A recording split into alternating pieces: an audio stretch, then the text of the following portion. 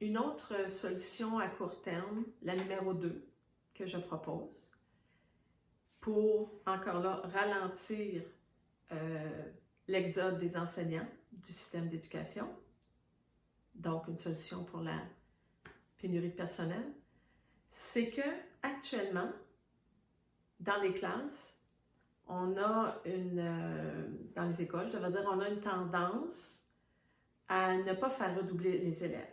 Il y a des raisons valables pour ça, mais du moins ces raisons-là étaient valables dans le passé, quand on avait un système un peu plus solide. Mais là, comme le bateau coule, les redoublements devraient avoir lieu. Parce qu'avant, on disait on ne va pas faire redoubler l'enfant parce qu'on veut qu'il reste avec sa cohorte, avec ses amis, au niveau de son estime de lui-même. C'est important qu'il suive son groupe. Puis, on disait on va donner de l'aide à l'enseignant qui aura dans sa classe un enfant qui n'a pas les acquis pour être dans cette classe-là. Ça, c'était la théorie, derrière le fait qu'on ne voulait pas faire redoubler les enfants.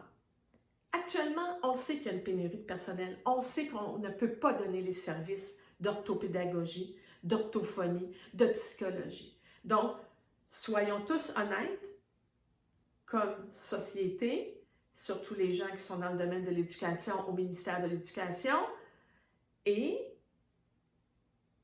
faisons redoubler les enfants parce qu'on ne peut pas les aider. On les fait passer à un autre niveau. Ils se retrouvent dans une classe pour laquelle elles n'ont pas les acquis, et c'est les enseignants qui sont en surcharge de travail.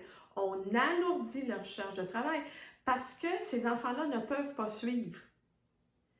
Donc, changeons le cap pour l'instant. Faisons redoubler les enfants. Ce n'est pas la fin du monde, et surtout dans le contexte actuel, où on ne peut pas offrir les services aux enfants qui se retrouvent dans des classes pour lesquelles ils ne sont pas prêts ou prêtes.